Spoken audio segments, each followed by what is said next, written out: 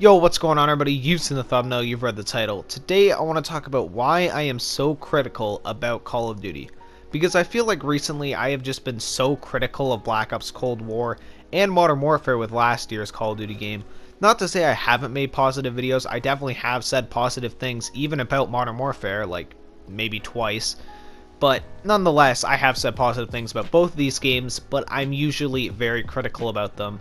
So I thought I would talk about why I'm personally so critical about it, because there's probably some people out there who think that I just complain about Call of Duty just to complain about it, when that simply isn't the case whatsoever. So with that being said, let's get into the video, guys. Alright, so let's just start off with the main reason here as why I'm so critical, and that is because I love Call of Duty. I simply love the franchise. In fact, I could probably make an entire video on how much I actually love the Call of Duty franchise. But to sum it all up, the Call of Duty franchise has brought me so much joy over so many years, from games like Black Ops 1 to Black Ops 2 to MW3, all games that I have just poured hours of my life into with friends and just having good memories with this. I have seen these Call of Duty games be so good and bring so much joy to me that, I mean, it's so hard not to criticize when these Call of Duty games have been so good in the past and had more, well, actually less development time than they do now, and the Call of Duty games that are coming out now are not as good as the games that used to come out. For example, like Black Ops 2, Black Ops 1, Black MW2, MW3, not in that order obviously, but those were the golden age of COD, or the best COD, whatever you want to say. But nowadays you have games like Modern Warfare that had, what, 3 years of development? Wait, no, it was 2 years of development, because, yeah, 2 years of development.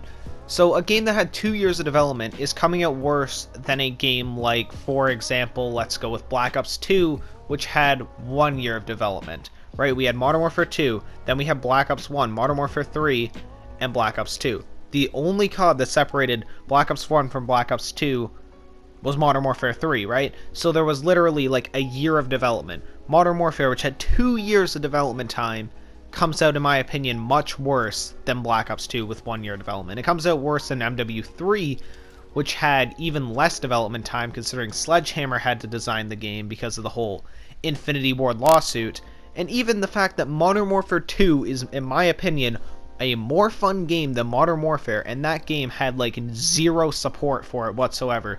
I mean, to this day, one-man army, danger close noob tubes, still a thing. It's still a thing in Modern Warfare 2. You can still run into it. It's less common because people don't really tend to use it that much, but you can still run into that. It's still never been fixed, right? That game had no development ever, and it still feels better. So why would I not be critical about this game? Why would I not be critical when you are given more time and you can't put out a better product than what you used to be able to? I don't know. It blows my mind, to be honest with you. And I know somebody's gonna say Cold War was made in a pandemic. Don't release the game. Cyberpunk was delayed multiple times over. I mean, Cyberpunk is still one of the most glitchy games released this year. Probably will be the most glitchy game ever. But nonetheless, imagine if Cyberpunk wasn't delayed. How broken Cyberpunk would have been. It would have been more broken than it already is if they didn't delay Cyberpunk.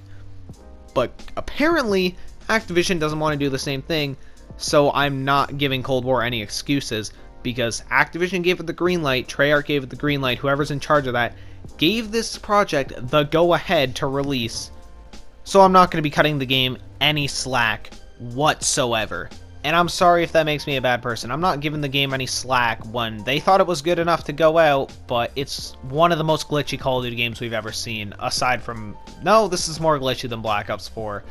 But anyways, I don't want to drift too much more off topic. At the end of the day, I have seen Call of Duty at an absolute peak, and it's at a low point now, so... And you got more development time. I mean, there's really not much excuses anymore.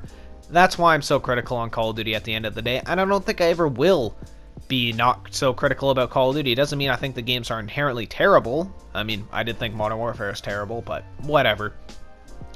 I don't want to ramble on too much more. If you did enjoy the video, drop a like, sub the channel, turn on post notifications, and with that being said, have a great rest of your day, everybody. Peace out. Bye.